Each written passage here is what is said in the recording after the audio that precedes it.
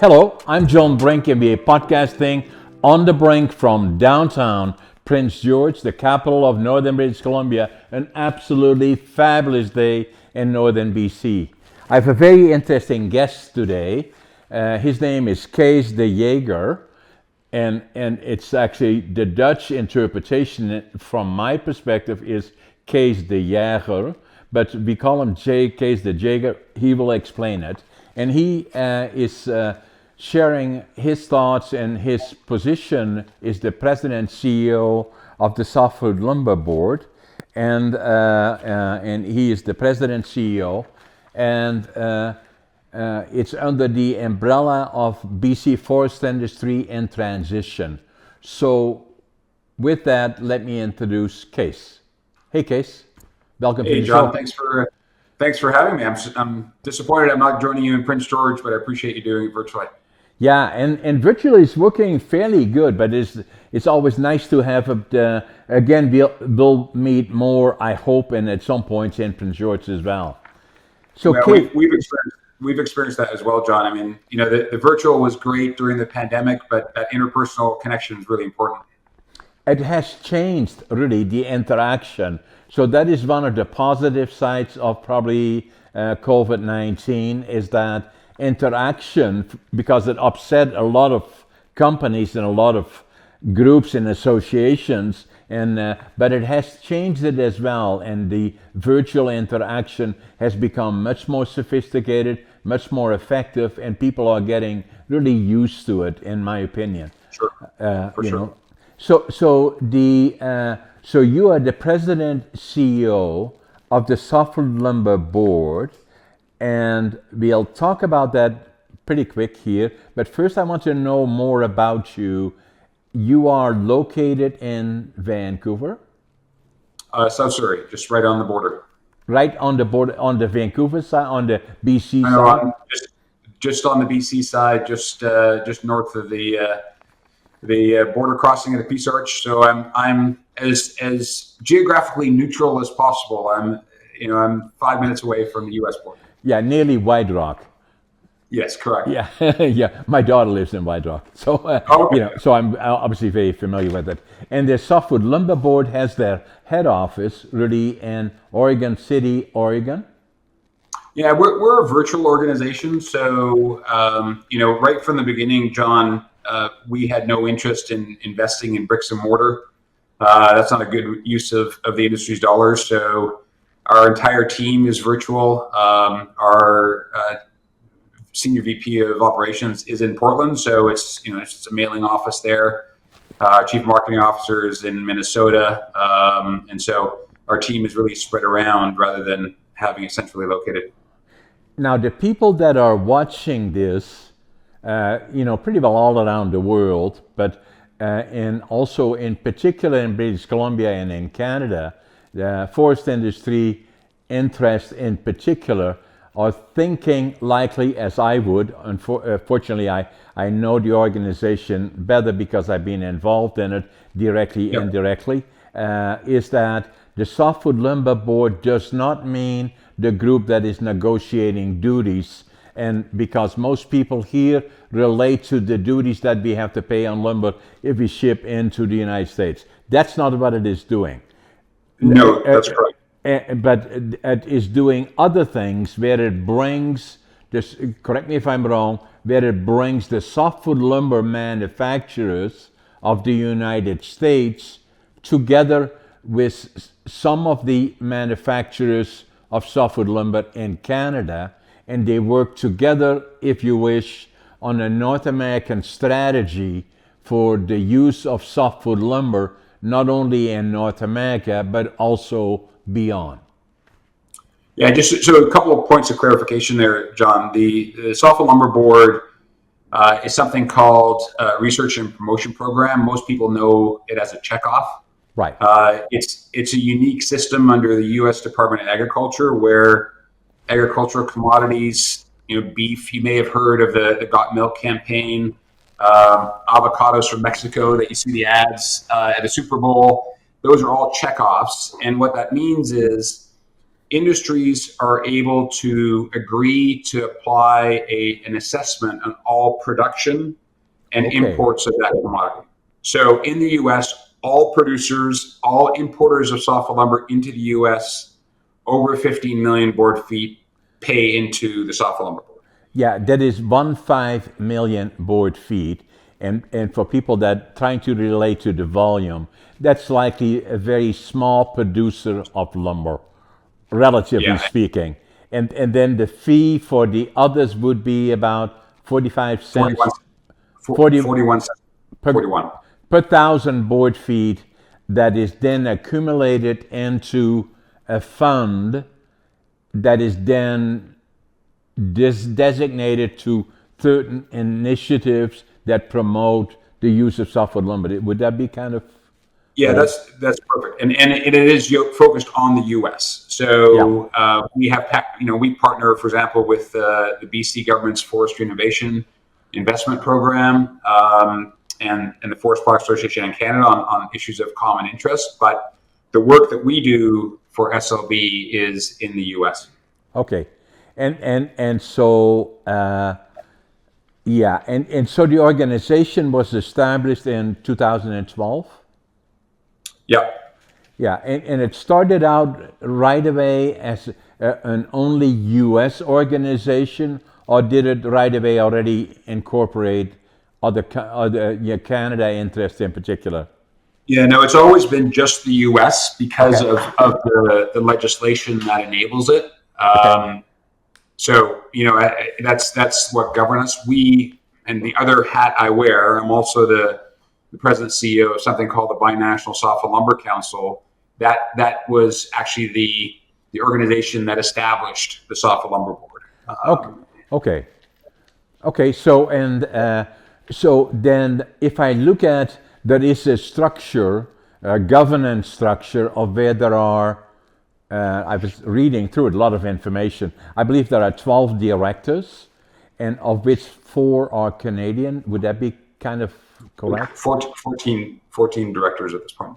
Okay, and also on the board are Canadian companies, or are those Canadian companies that are established in the United States? Or because most of the companies that I know there, today at least, maybe not in 2012. The one is Westface, the one is Canfor, Resolute, and Irving, I believe, are the ones. Correct. Have at least the 3 of them have sizable investments in the United States as well. Yeah, but they are there as importers. So we that's their role, right? So their U.S. operations they're relevant, of course. They're important because they pay into it. But those gentlemen sit on our board representing their companies as importers. Okay, and so then the grouping of your directors are manufacturers, but also include the 4 of whatever number it is of importer designators, and then have a common goal of obviously what flows from it. Would that be correct? Yeah, and I think that's the remarkable experience, John, about, as you know, industry doesn't always get along, even within the province or across the country or north-south.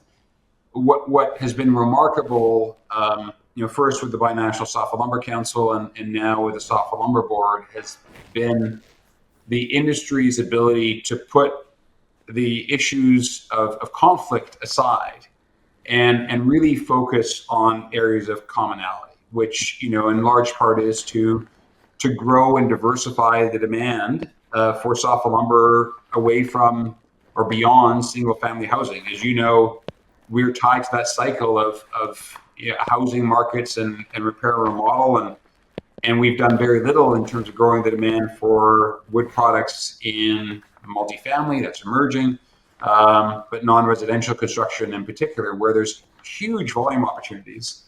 And so by creating more demand or more interest in our products, obviously we create more stability in the overall performance of our industry.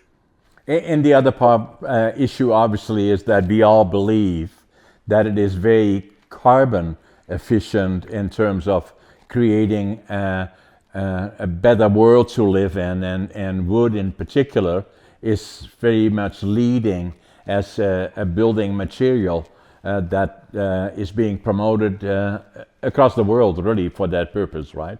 Well, and remarkably, John, and thanks for bringing that up. We've always had a very strong economic value proposition, right? Wood is a very attractive product to use from a financial balance sheet. But what we're seeing now is that we can actually monetize our environmental value proposition as well. So the carbon, we've heard about carbon offsets in forests, but we're now seeing the ability to sell carbon that's stored in a building. And that's really exciting. Exactly. And has huge potential further promoting the use of wood, right? Now, it creates that forward. Yeah, the other thing that I found interesting is, again, looking, I got so much to talk to you about that, we may not have enough time in an hour, but anyway, we'll see how it goes. So the other one that I'm very familiar with, that as you know already from me, I worked in the forest industry. I started working when I was 14, actually, and was trained as a furniture maker in Holland, and then worked for a period in Sweden because my dad was managing a small lumber company, and he was involved with a company called William Pond Sandam, the largest importer of softwood lumber. And before I came to Canada, I worked with them for a period of time, and then I decided to go to Canada and to build my own lumber mill as a goal, and so that's what I did. And then I came to the Prince George region right at a time that the industry, Prince George, was a boom town at the time, and obviously has gone through a number of struggles, challenges and struggles here and there, and as we are well aware right now is one of those periods likely. But one of the things that I was quite involved in, always believed in further manufacturing. We can do more with the fiber, be a value-added manufacturer. What can we do to add, not only do primary manufacturing, but how can we do innovative primary in combination with intensive secondary? That's always been something that I've been very involved in. I was on the board of Kofi for about 40 years and the vice chair. I recently resigned from that position, but I was there for about 40 years. One of the initiatives that I was quite involved in here, I believe, correct me if I'm wrong, Cees, that started kind of in Canada was the Woodworks initiative, and that was in the mid-90s. There were two pilot programs. The one was in Prince George, the other in Quebec. And the one in Prince George, very successful. I had the honor of being the initial chair of the Woodworks initiative that then expanded very rapidly throughout not only Canada, but also North America. And what it was all about really is that in the time that I had been involved in the forest industry, especially in Holland in the early 60s, the Canadians would come in particular to Holland and promote the lumber that they manufactured for use in Holland. And to a certain extent that happened. And then we would invite them to come and look at our facilities here in Canada. And the first thing that then, in that period, think the early 60s in particular, 70s even, and then gradually it changed because of Woodworks. The first thing that they would notice when they came to the airport is, if you guys think your wood is so fantastic, how come you're not using it? And that was the whole initiative between the Woodworks initiative, and since that time, in North America, that really has expanded and still has a long way to go from here on in. But it was kind of interesting. It started from that point forward, and it includes the United States. Like, as we all know, we have substantially in northern British Columbia, where I am, it's SPFs, spruce, pine, and balsam fir. where down the coast we have more Douglas fir and obviously hemlock and cedar. And then as we move in, distinctly different from the interior, as we move from there on into Washington State and Oregon, we have again substantially different species, cedar, Douglas fir, and some of the other species that we have there, and then moving throughout the U.S. Southeast, where we have southern yellow pine. Yeah, and interesting, John, your comment about the experience of looking at what's happening in Europe and bringing that to North America is really the basis of what we first did at Binational and ultimately with a Softwood Lumber Board. I'm not the smartest guy in the world, but I quickly realized that the future of where our business will be is what we're seeing in Europe. And so we're looking to accelerate the transition of our business in the U.S. in particular, and the market specifically, to what's happening in Europe. And so that means wood not just in our residential buildings, but also in our hospitals, in our schools, in our offices, in our airports. I mean, you mentioned airports. The new Portland airport is going to be a fantastic showcase of wood. And interesting to know that you started the Woodworks program in BC, or were involved with it. That's what we use as a template for the Woodworks program in the US. And we just put it on steroids. We took the learnings of what the team did here in British Columbia and said, how can we really expand that effort to have a dramatic impact? And today our Woodworks program is probably one of our shining stars of our various initiatives in the US. Amazing case, that if you really think about it. And then what follows next is that, as you already said, and I looked at your programs, your funding programs, and they are all talking about issues relating to better and more effective uses of wood, which is an amazing building material, not only from a practical perspective, from a carbon perspective, but also visually, and it feels good to be in a wooden building. Actually, as you look at me now, behind me to my right, you see a building that was the first building he built with CLT in Prince George. Yeah, I remember that. Yeah, you remember, and really became expanded from here on forward. So it's exciting where it is going. Now, the other thing that I just wanted to kind of talk a little bit about is that you came with your family here, you said in 75? 79. And then you got most of your training you got in Holland or partially here? No, I know I look old, John, but I was still pretty young in '79, and so most of my education was here. And so I did my typical elementary, high school here. I took some time off between high school and university, and spent a summer back in Holland with my grandfather, who I guess ironically now was an importer of West Coast timber. He was one of these fully integrated people. He would build you a house, and at the time, right after the war, he would build a house on a shell hull of a boat, right, a houseboat, and then he figured at some point he'd get you at the end too, and started making coffins as well. So he was fully vertically integrated, and so it was a great experience spending time with him. So, which area of Holland was it, Kees? It's near Rotterdam.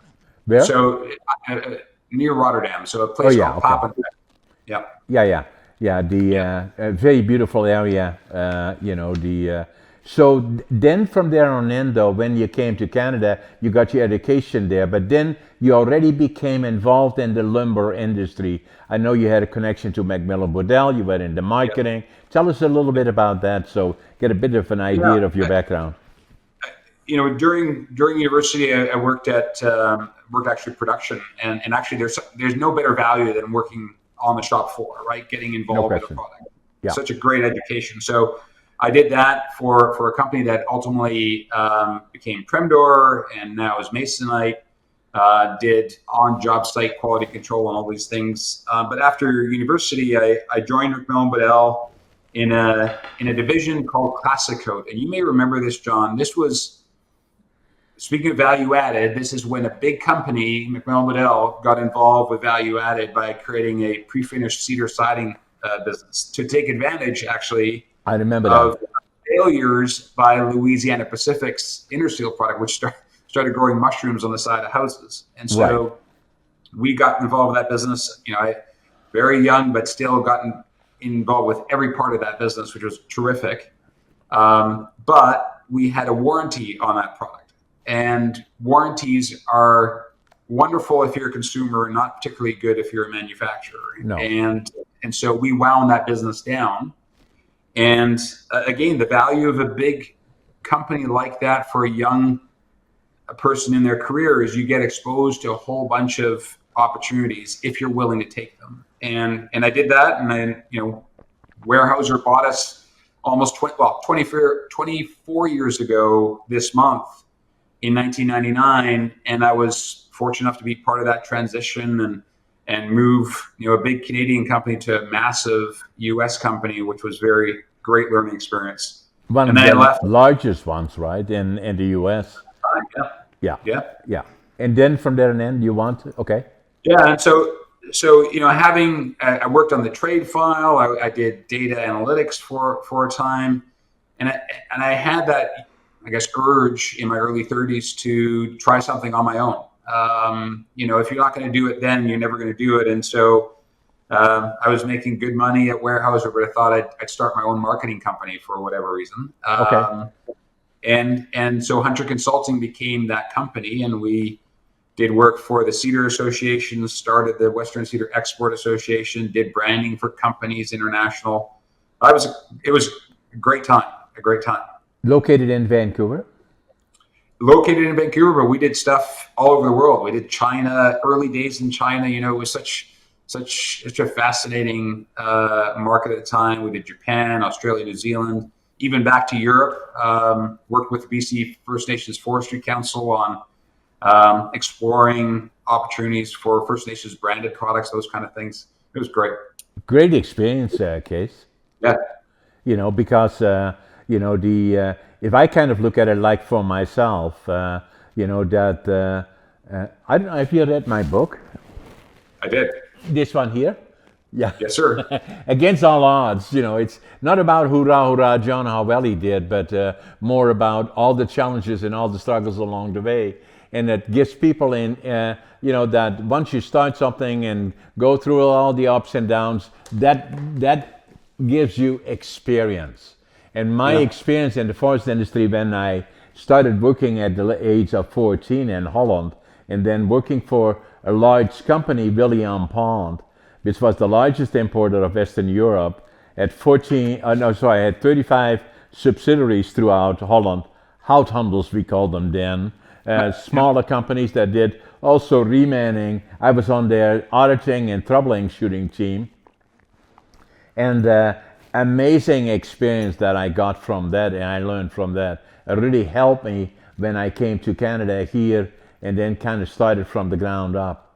Another book that I wrote is this one here, ADHD Unlocked.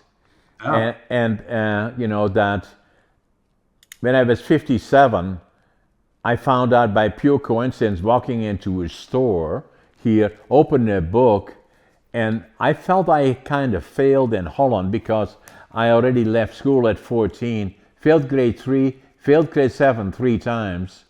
And then they said, what are we going to do with this guy? Fortunately, they said maybe send him to the mentally challenged school. But then they said, no, my parents were fantastic people. They said, well, let's get him a job. And so that's what they did when I was 14. I went into the Air Force, drafted when I was 18 for 2 years, Special Forces. I wanted to be a pilot. Now I see a plane on your right shoulder there. Is that your? No, that's it. That's a memento, John. Unfortunately, Air Canada gives you an airplane if you've flown 1 million miles. I do too. I got mine.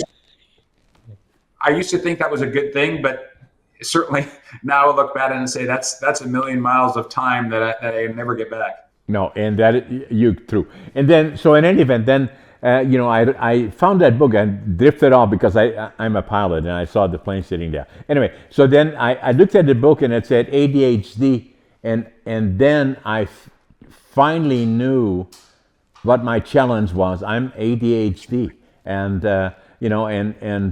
so then at one point I felt I had to write about it because the frequency of occurrence much higher than most people had anticipated. Book is very popular internationally, so I just thought I showed you. I'll add that to my list. Thank you. I will send it to you. And we have another book coming out that I wrote. It is just being printed as we speak. Finding Your Passion, Living the Dream. It's coming out in the first week of July. Another 2 or 3 weeks. I'm going to send you a copy of it. Thank you. That's an interesting topic, John, because don't you think some people know their passion right away? Like my wife was 2 years old and she knew what she wanted to do, and I certainly did not. And so taking the pressure off yourself by allowing yourself to have a bit more time to experience different things, I think is a really important lesson. My kids are going to university in September. They know what they want to do, but many people don't. And I don't think that should be seen as a negative. No, not at all. And I think that's what the book precisely is dealing with. I was lucky because my grandfather was a master carpenter. My dad worked for William Pond for a lumber company, didn't own it, but worked there. For me, it was a destiny. I loved the lumber industry, and I kind of wanted to, that was going to be my future. And being in Holland with grade 7 doesn't get you anywhere because the first thing they ask you, where are your diplomas? So I came to Canada. I wanted to start from the ground up. I had a suitcase, one set of clothes, 3 books, and then when I came off the bus here, because they told me, go to Prince George, that's where they're building mills, that's where the town is booming, I had exactly $25.47 in my pocket. Couldn't speak the language, didn't know a soul, but I had a dream, and that is build my own lumber mill, and obviously that's what I have done, and and I love the industry. It is my passion. There is no question about it, even in spite of all the ups and downs. Sure, but you also, one thing you have on there, and I've seen you mention in other podcasts, a key element to this also is work ethic, right? It will not just drop in your lap. You have to put the effort in. Absolutely. I have underneath there attitude, avoid the negative, passion, work ethic, but follows this success. Drifting a little bit away, and I just want to kind of share those things with you. So sure. So then you were involved. Then I believe in 2018. So the Softwood Lumber Board was established 2012, and then you joined them in 2018. No, I joined them right from the beginning, but I took on the role of chief marketing officer at the time. Okay, so you were right there, right from the beginning, Cees. Even before. So yeah. the Binational Council funded the Blue Ribbon Commission that created the framework to establish the Softwood Lumber Board. And to be quite frank, John, it's because at Binational, we were starting to invest in programs that dealt with code, that did communications, our Think Wood program, and even Woodworks. But we recognized that the small amount of money we received from the SLA, the 2006 SLA, wouldn't go very far. No. And the CEO said, look, this is a good thing going. We need to find a way to make it, continue on and build and grow. And so, I was asked to put in more time and take on the chief marketing officer role. And then in 2018, our initial CEO, Steve Lovett, retired, and I took over the CEO role from then on out. Right. The other thing that I found interesting is that the organization, the grouping are, if I look at, I have one of the documents here that showed the location of the different representatives of the board. and that for us, standing from the outside looking in, are lumber manufacturers, but in the United States, lumber manufacturing depends on the species, the markets, the products they manufacture, and the industry is quite diverse in terms of looking at it. All kind of started in Washington, Oregon. We used to import, timber from there into Holland, Douglas fir and all of that. And then obviously much later really started to develop in the southeastern area and has steadily grown, like, where in which is southern yellow pine, which has grown primarily on the old cotton fields, I believe.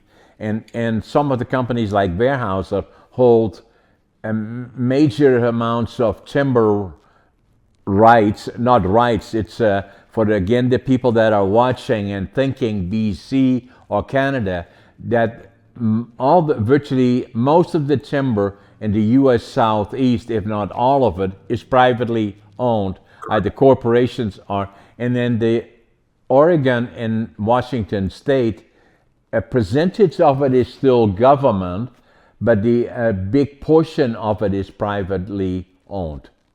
Yeah, no, that's right, and in California as well. And so the way we're organized, John, is the board is very representative of where the dollars come from. So it's proportional by region and also large and small. So we make sure that every voice is heard. And what's great is, a small producer out of the U.S. Northeast brings unique perspectives that we can all benefit from just as much as, a company like Sierra Pacific, which is a large family-held company, can contribute as well. And that's the fascinating thing. People think our business is a big corporate business, but it isn't.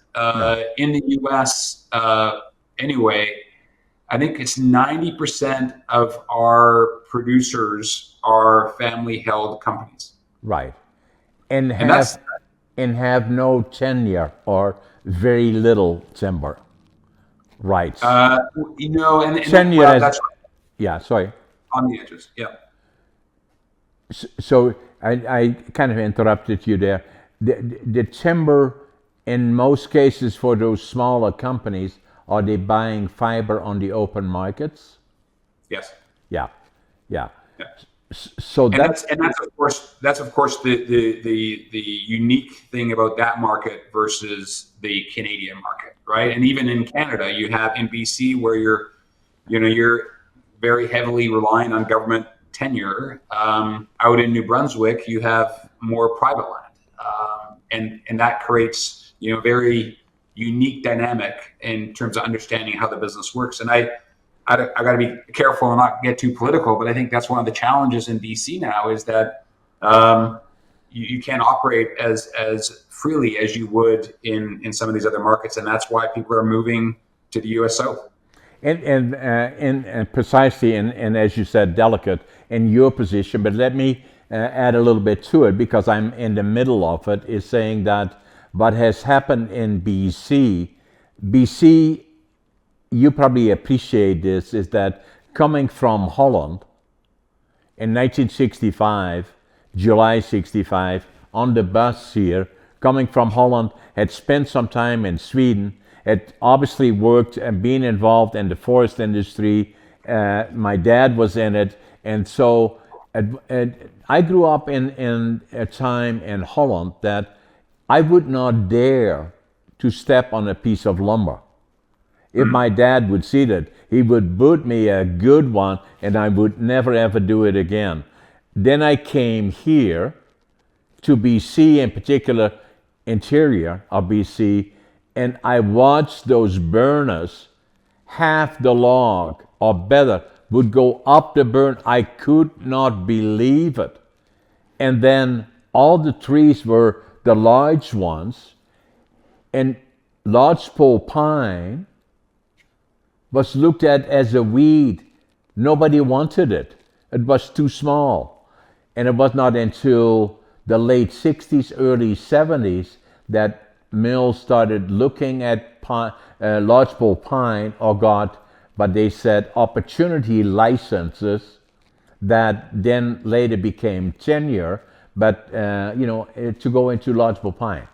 And so obviously, that from my perspective, case, it has been since the early 60s, likely when I came in 65, it was an industry in transition, and it has never stopped since. It still is today, where we have, and I'm saying that in a constructive way, we have 95% of the timber in the province of British Columbia is owned by the people of British Columbia. That 5-6 companies probably control, have tenure. Tenure means they have renewable forest licenses that are based on volumes, and those are renewable indefinitely. Not quite like that, but pretty much. And so which makes it then very difficult to introduce new investment into the industry because there is no fiber available, and then investing in a mill, it's not like it used to be. It takes hundreds of millions of dollars to get an infrastructure off the ground. One of the challenges that we have had here, has been, first and foremost, pine beetle challenges, where 70%, 80% of all the pine beetle in the interior of the province of British Columbia got wiped out because of the pine beetle. Spruce beetle was attacked as well. Add to that fires, 2018, 2019, a lot of forest was destroyed because of fire. And then obviously reallocations because of old growth reallocations. And then part of the tenure was designated to the First Nations, which I personally, and most of the people, including the primaries, support, and they are sharing in the revenue. But all along the way, what has happened to the annual allowable cut, which used to be around 60 million cubic meters annually, was pushed up to as high as 80 million feet with the pine beetle recovery as much as possible, but now has dropped to as low as somewhat short of 40 million cubic meters annually. The other part that has happened is that, again, industry, the major operators here, the big five, Canfor, West Fraser, Interfor, Western, Talco, and those of the major companies, obviously are public companies that where the CEO is on a quarterly basis accountable to the board and to the shareholders, have noticed obviously not been investing because our cost of fiber has gone up, where the average cost of fiber here is likely to get it to a mill $100 a cubic meter. It's probably about 45 if I go to the US Southeast. So it has become a challenge, and where we have closed probably close to 40 sawmills because of reduction of annual allowable cut, and and as many as 20 new sawmills with Canadian, maybe BC money, have been developed in the US Southeast. So that's the shifting that is taking place. And the other part of it is really, and from an investor's perspective, the large public companies, the Canfors, the West Frasers, are accountable to a board. So they cannot operate if they financially are not viable, or if they're the highest cost producers, they cannot compete. And what follows that is obviously that what I've seen in the period that I've been here, and I'm sure the same for you, is that the forest industry has become much more global than it was before, and likely will keep going further and further in that direction. And go ahead, please. I was just going to say, John, back to your comment about positivity, I do see a really exciting future for our business, and and that globalization will bring some real important learnings of how to operate to North America. I think you mentioned Scandinavia. I think the utilization of the fiber there and moving the fiber up the value chain is enormous. I mean, if you look at, I got to be careful on naming companies, but Stora Enso, for example, is really built around this circular economy and taking that round thing in the forest and maximizing the utilization by value. And that's pretty exciting. There's some real lessons in a high cost environment like BC to do that. Yeah, and the examples that you gave, Stora Enso, we used to deal with them already when I was still there in the early 60s. Well established company. Where now precisely what you were saying is they are moving up the value chain because they had to. They were in the same situation 30, 40 years ago than we were in BC.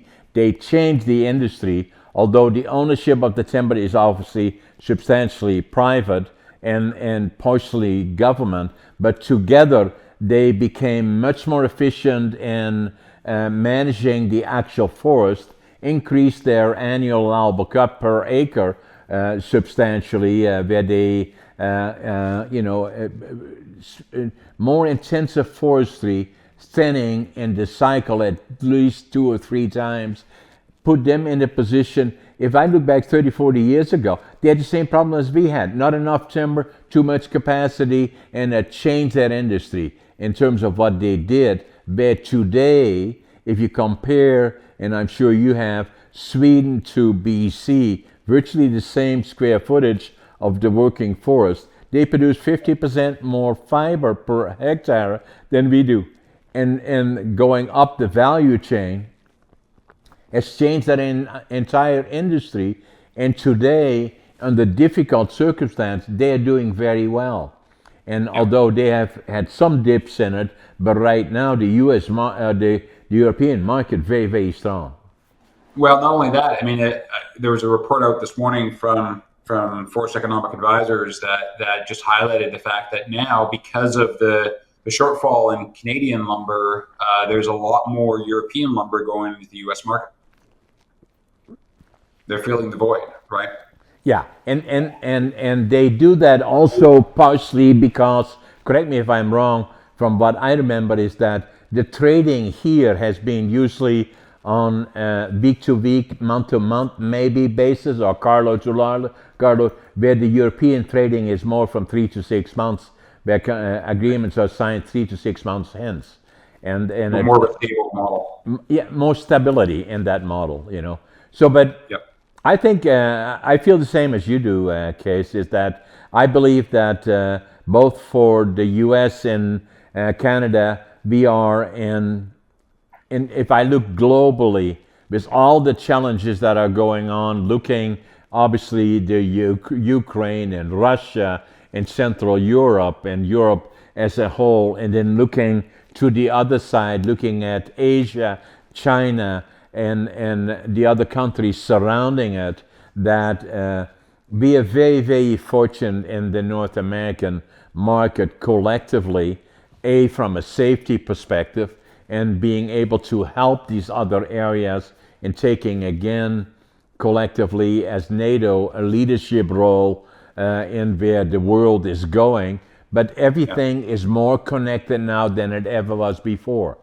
And I believe that what we see happening in the lumber industry in North America, and obviously your organization, Softwood Lumber Board, and their collective efforts help the industry as a whole. And and it becomes a question sometimes, and I'm not asking to discuss that particular area, but a lot of times, we have to do here more value-added manufacturing, trying to go up the value chain.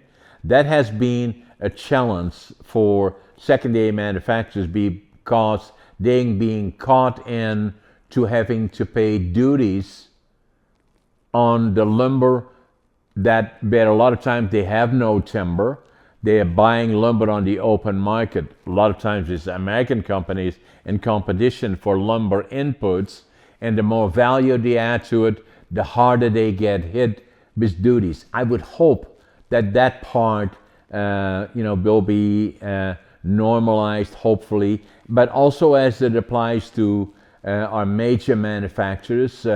We are now collectively getting to the point where I believe in trading interaction in North America, we have to, as much as possible, remove those duties that block a lot of times interaction, and a lot of times, like the U.S. being one of the larger consumers of softwood lumber, it's their customers that pay the price for it, and hopefully that the access to the market and the softwood lumber duties issue has been really already pretty much 100 years ago already. That was an issue, more so since the early 80s. Hopefully that part will get normalized. We see more and more interaction in Congress and in the Senate and with senior economic leaders or leadership, including Biden, that had a visit here in Canada about a month and a half ago, where we have to look at those trade areas. What can we do more together and make us collectively stronger as the rest of the world is rebuilding or changing?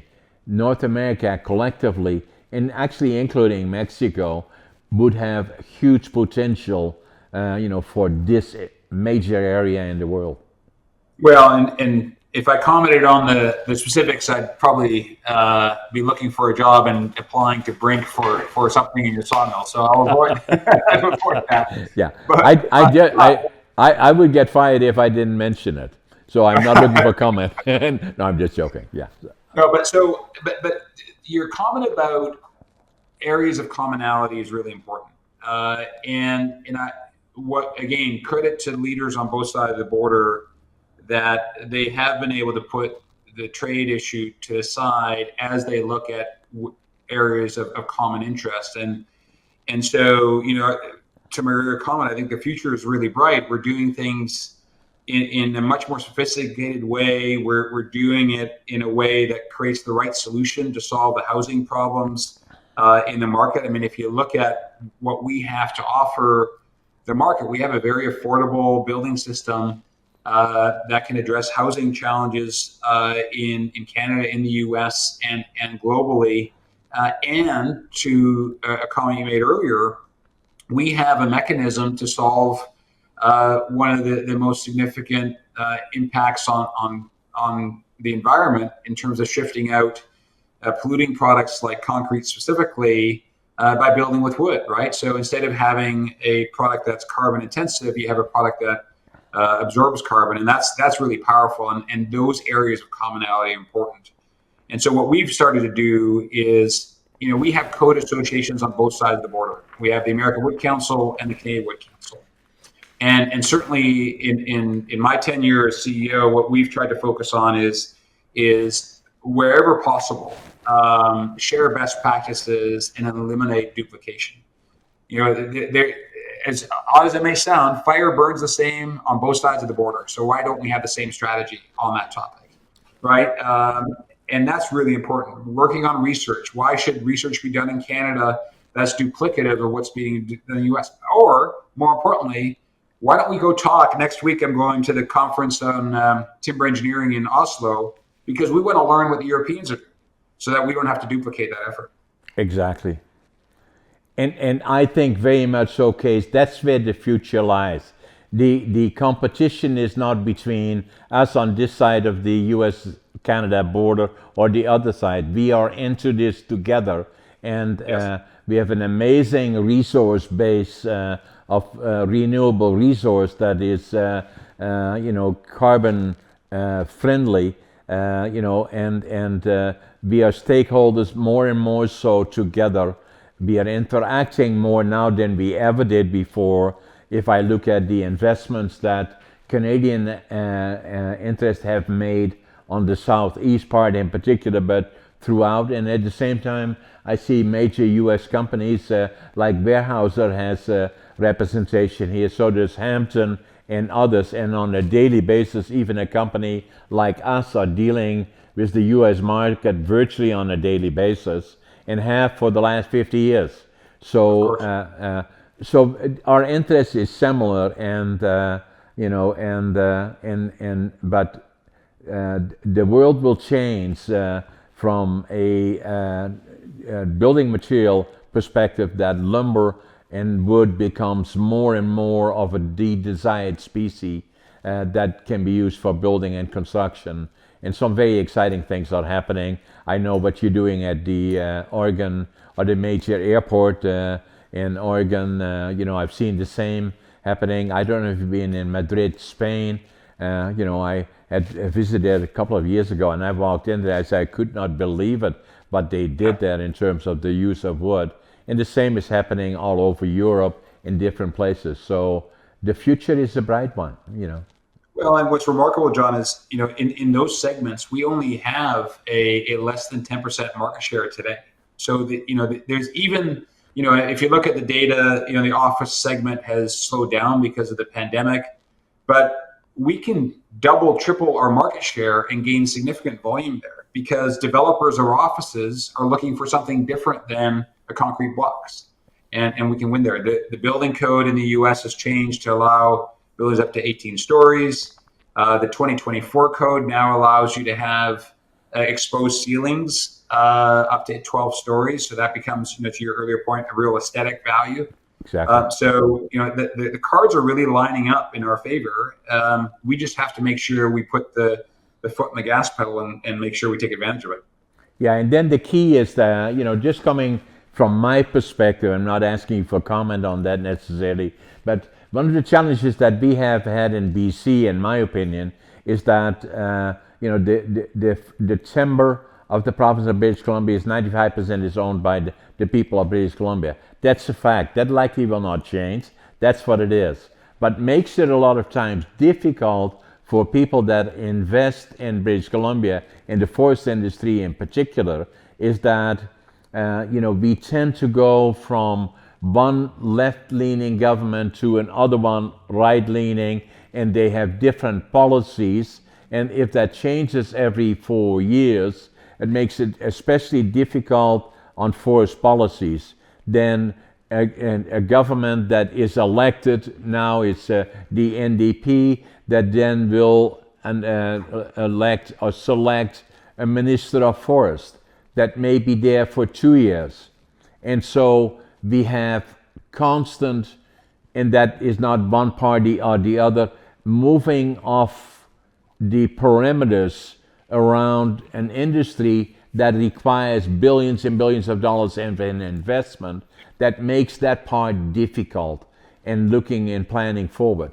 So what I'm trying to at least suggest in my little world, in our presentation that I do around the province and other places, is that we have to have underlying stability of the importance of a forest industry that is not subject to major changes because we're changing a party and command, but a longer term strategy looking forward to the next 20, 30, 40, 50 years as to what will the industry look like. And I think what will then happen here is the same as happened in Sweden, where we lost now 40 to 45 sawmills in the province of British Columbia.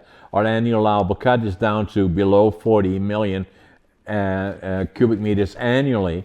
That we will go to the same as Sweden will, and that our annual allowable cut 40, 50 years from now, it takes longer, where southern yellow pine takes about 20, 30 years to replant and rebuild. Ours would take at least double that, but we can help the process along to make it expedite a bit sooner. But I see it going to 40 years from now, which is not a long time, where we will be back up to 90 million cubic meters annually, and where we again are investing in the new kind of forest industry that will go up the value chain. About 50% of the lumber being manufactured, no different in Sweden. 25% of the lower grade will go up the value chain. 25% of the higher grades will go up the value chain. And mass timber will be something that creates a whole new industry, and all along the lines that we were talking about. That's how I see the future. Yeah, I think that's right. I do think, though, it's important, and in some conversations with the BC government, I've reiterated the importance of this. You can't start with a mass timber plant and think that's the solution to your business. It's the sexy car in the showroom, and it is part of the solution, but you need to address foundational issues first. It's a similar conversation I recently had with a group out of Colorado who was looking at addressing the challenges in Colorado, which has lost almost all their sawmills. And they said, we're going to build a CLT plant. Well, it doesn't make sense to build a CLT plant if you don't have the primary breakdown and the value added sector in the middle. It's a cohesive enterprise that needs to be in place before you can achieve that. It might not get the headlines, but you do have to do the foundational work first. Yeah, and that will and forest companies that are existing, like we are in British Columbia, that you cannot ask them to invest in infrastructure if there is not reasonable expectation of profitability. If the CEO would do that, then he'd be the other guy next to you knocking on my door for a job at Brink. No, I'm just kidding. But that's the reality, right? And then if you want to go up the value chain, then for people investing in value-added manufacturing, there has to be reasonable expectation of access to fiber. Otherwise, it will not happen. But that then being said, I believe that things will settle down, that the economy will come back. The market is at a low point right now. I believe that still looking forward, I'm very optimistic about the near-term, meaning in the next year or two, the market picking back up again, and again the industry looking on both sides of the border, looking at what else they can do together, and looking more globally as to where we go from here. Our biggest challenge right now in BC is not only forest industry, but also we have the resources here, especially in northern British Columbia. Access to skilled workforce is our major problem. I believe the same for you, and that's one that we must address. The other major problems are interaction with First Nations, and we have addressed that in terms of making fiber available to them, but then it becomes to where do we go from here for them and communities, and then communities that have lost hundreds of jobs. How do they bring back their people? How do they digest it politically? And then, then how do we create a sense of cooperation, if you wish, or understanding with the Enviro community and the manufacturers communities and First Nations? Which has been a challenge also in the United States, I believe, in Washington, Oregon, and in Northern California. So similar issues, similar problems, or challenges. For sure. I mean, there's lots to unpack there. I think attracting talent is certainly a challenge for a business, not just on the manufacturing side, but throughout the chain, right? And to a certain degree, you can deal with that with automation, but you still need skilled people. And I think the people who are working, I was out in New Brunswick about a month ago and in the forest, and I was able to operate a harvester. I mean, that machine, John, had so many buttons, I didn't know what to do with them, right? Exactly, yeah. And the operator was a young kid who was really good at video games, and he's now running the harvester, making money. Same thing at the sawmill. The people are not the people I saw running the head rig at Somas cutting big cedar logs, right? They're very different people.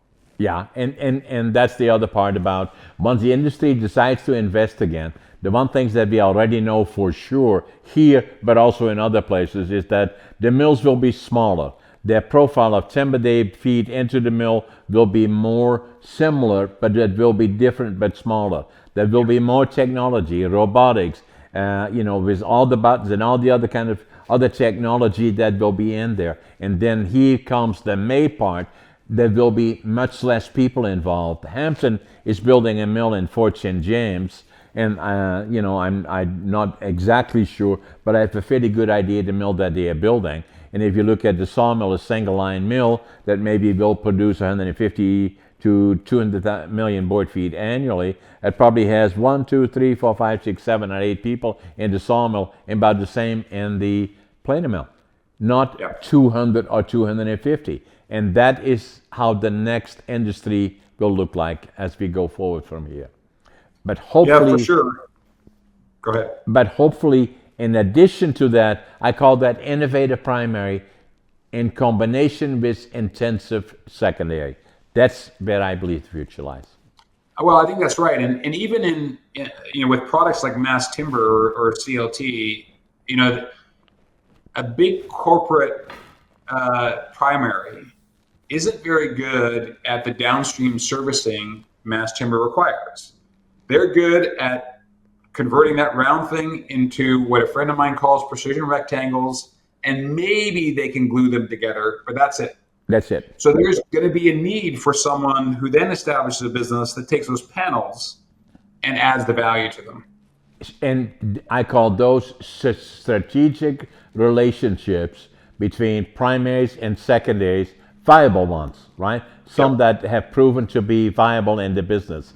And that's how I see it, as a model that will happen in North America, period, so. For sure.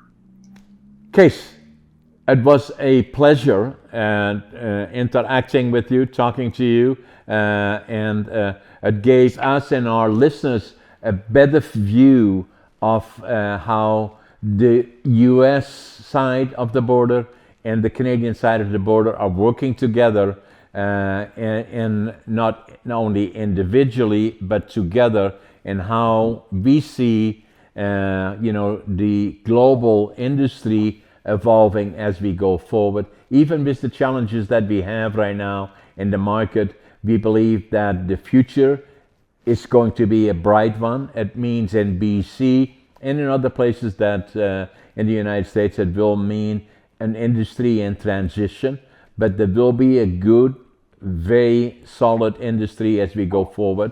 Obviously, the building with lumber is the future for all the obvious reasons in terms of the global footprint and the forests are there, and I believe there's great potential. I share that view, John, and I appreciate the opportunity to talk to you today. I hope you come down to our board meeting in November. It would be great to host you and have you interact with our crowd. I would like to do that, Cees. Great. I'll send you the details after this. I appreciate it. Thanks, Cees. Take care. Thanks very much. Bye-bye. Bye-bye.